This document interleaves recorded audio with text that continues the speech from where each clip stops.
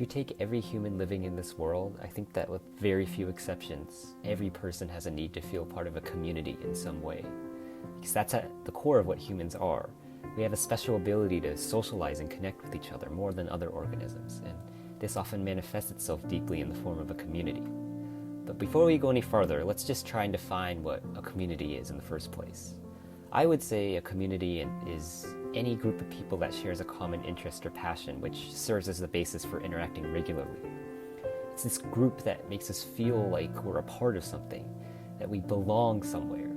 And what I want to address here is that as a person with a form of autism, I also need to feel this sense of community just as much as every other person. Yet I feel that autistic people like me are sometimes seen as people who always want to be in their own world alone, weirdos doing repetitive activities that seemingly have no purpose. Like, for me, I wake up at 5 a.m., 6 a.m. every day to watch hours and hours of Japanese TV.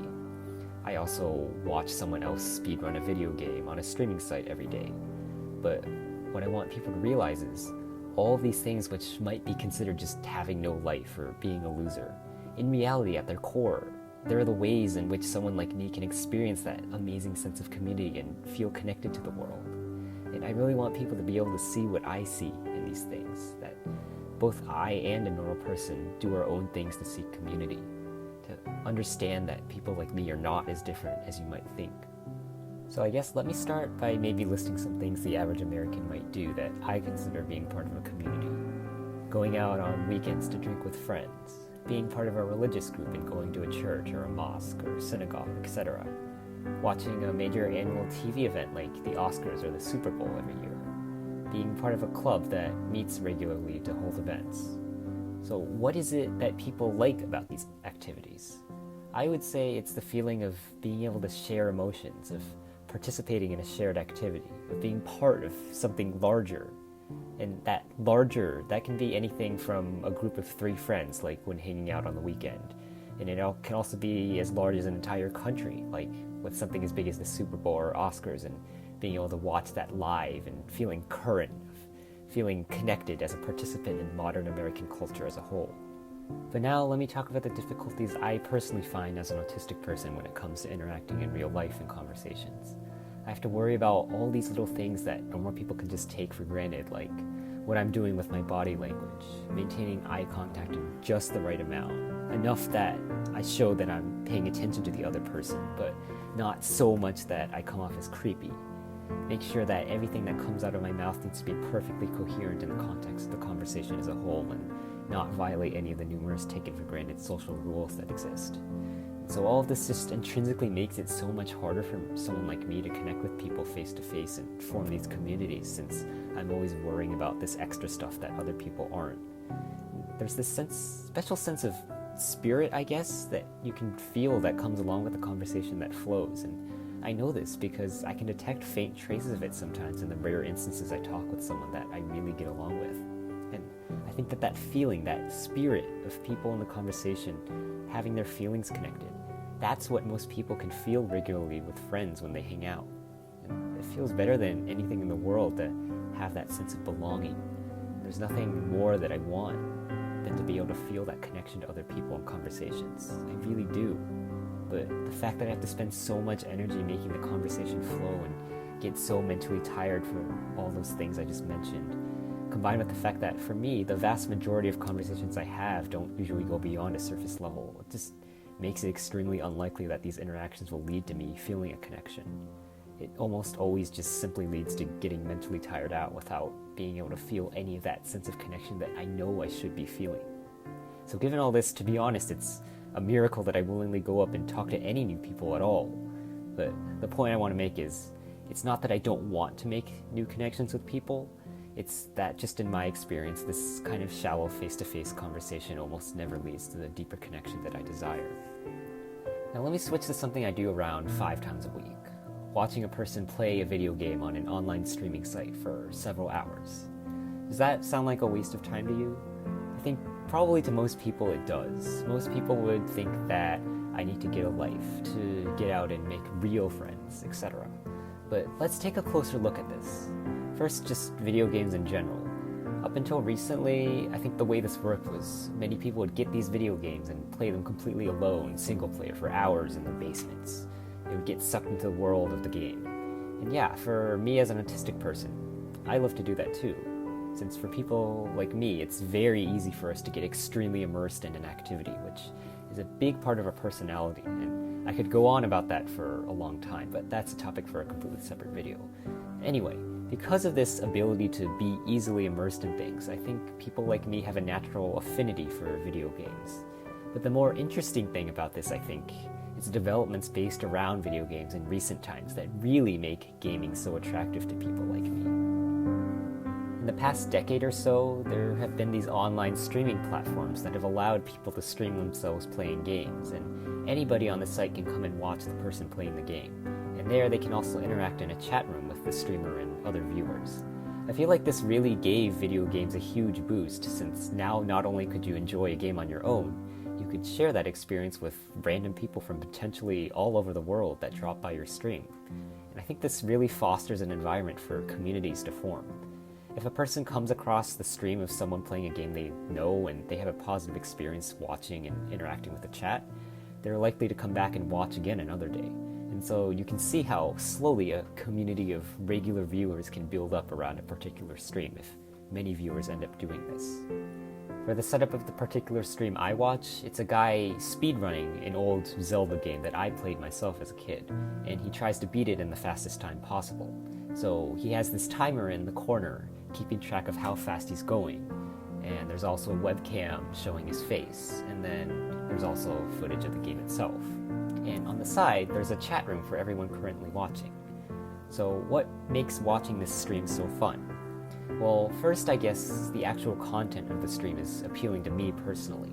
I like seeing numbers and time and going really fast, so always being able to see him pull off these fancy tricks to complete the game faster, see how fast or slow he's going compared to the world record. It can get surprisingly fun to watch, but I think the bigger part of these streams that really makes them worth watching is the element of being able to interact with all these other people in the chat live while all the action unfolds. It's really exciting to watch him succeed at pulling off a hard trick and then being able to share that moment with the hundreds of other people. It's probably comparable to if you're a baseball fan and you go out to the stadium to watch a game live, and then the team you're rooting for, they get a home run, and everyone sitting around you rejoices in sharing that moment. I don't know if that sounds stupid trying to compare a video game to that, but these things really are nearly identical at their core. Engaging in an activity based on a shared interest, feeling your emotions connected when something exciting happens, feeling like you belong to a group. And the best part of these online streams, for me at least, is I don't have to worry about all these social cues that would normally be there in a face-to-face conversation.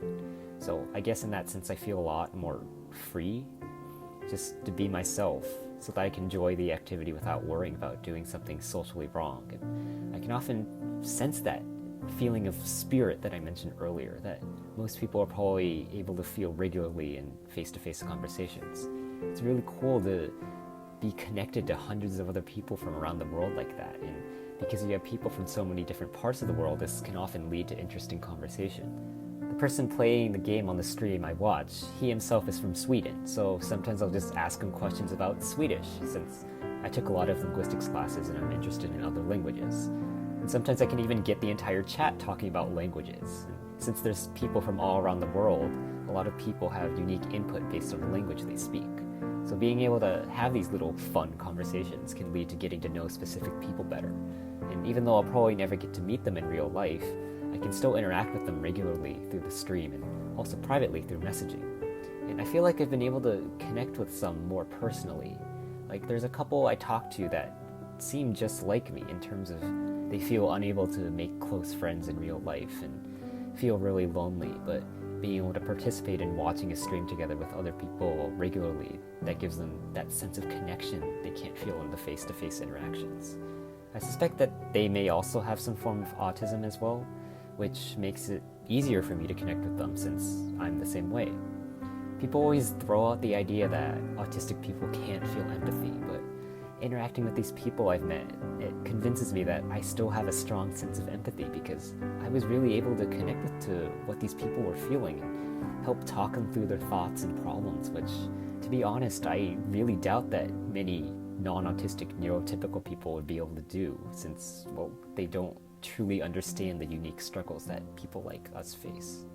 I know that up until now I've been talking about all these good, amazing things about video game communities, but let me just briefly switch gears for a minute and address one of the less positive things about this, and that's that depending on the specific stream you're watching, the specific gaming community you're involved in, it can be quite toxic. I mentioned that you feel a lot more free to be yourself and let go because you don't have to worry about the social cues that come with face-to-face conversations, but it's exactly because of that you can see some people making some awful toxic comments sometimes because there aren't very many consequences for what they say. So you'll run into these creepy people that will make horribly sexist or racist comments, and I hate it when these type of people are there. I also acknowledge that as a male myself, that it makes it much easier for me to belong in any type of gaming community, since I'm never the target of creepy men who send inappropriate messages to hit on women. But I find that the most toxic streams are mainly located with people that play more mainstream games, and the specific speedrunning stream that I watch is relatively niche in the grand scheme of the gaming community. So it's mostly devoid of that kind of extreme toxicity that some people might see in other gaming groups. But I hope with this example I've been able to show that watching these video game streams is much more than just watching someone else play a video game. It's a unique way in which I and probably many other autistic people are able to experience feelings of community and connectedness to the world. And when I say that, I in no way mean that all members of these gaming communities are autistic. I'm just merely saying that someone with autism would probably feel more drawn to watching these streams because of this unique aspect of community they can feel. Since while on the surface it may just seem like someone being a loser alone in their room watching another loser play video games all day on a computer screen, to me in times like this, I'm often the exact opposite of lonely, and I can feel an amazing sense of connectedness to the rest of the world. Let me now go to the other main activity I participate in basically every day, waking up early in the morning to watch live Japanese TV on a streaming site. And by TV, I mean stuff like quiz shows, fun variety shows, and dramas. As someone that studied Japanese in the classroom for 2 years, but now no longer has a formal classroom instruction environment to learn in, it's a really nice way to keep my Japanese listening skills sharp with authentic material that actual Japanese people are watching. And it feels really cool to solve these quiz questions or follow the heartwarming story of a drama in another language. A lot of the time it was like a haven, an escape from all the stress and pressure and inability to be myself that comes along with the normal face-to-face social interaction I have to deal with for the rest of the day. I'm very particular about watching these shows live if I'm able to, and the question I often get in response to that is, well, why can't you just watch a recording of it later? And that's a very fair question. Why would I torture myself waking up at 5 a.m. or whatever to watch something I could easily just watch at a more reasonable hour a few days later on some site?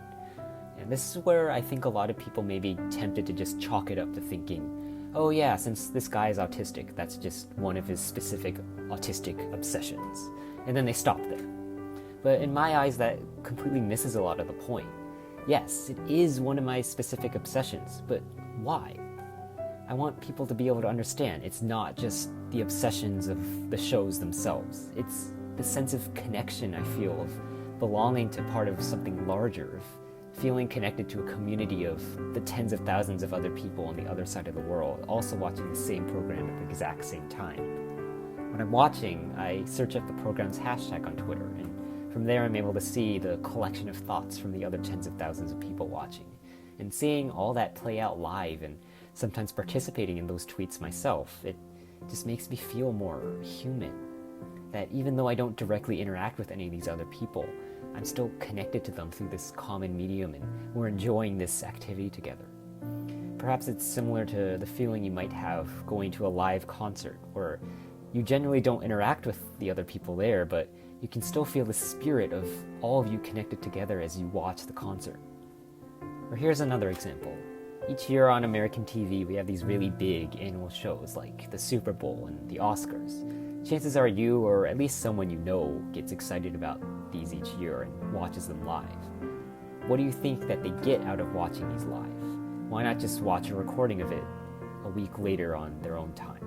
Well, the sense of experiencing the action live as it unfolds. That's pretty exciting, right? You feel current, connected to this staple of American culture, watching it together with millions of other Americans, having this common spirit connecting everybody. And that aspect of feeling part of a common culture, that's something that I really, really want to nail down. Most people probably feel some sense of connection to some culture, whether it be American culture or another culture stemming from their ancestry. Like, for example, if someone's parents immigrated from China and they speak Mandarin at home, they probably feel a sense of connectedness to Chinese culture.